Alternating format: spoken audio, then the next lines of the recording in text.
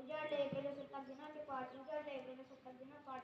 भारत मातेने वंदन करून मी करतो माझ्या भाषणात सुरुवात, करतो मी माझ्या भाषणात सुरुवात.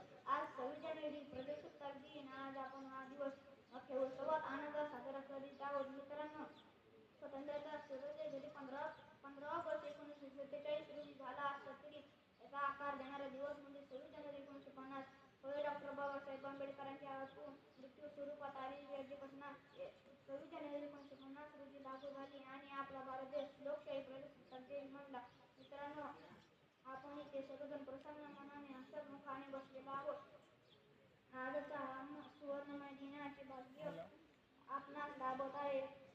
हॅलो या स्वातंत्र्याची कथा बसली बसली या काळे दिली. स्वातंत्र्याची कथा फार मोठी आहे.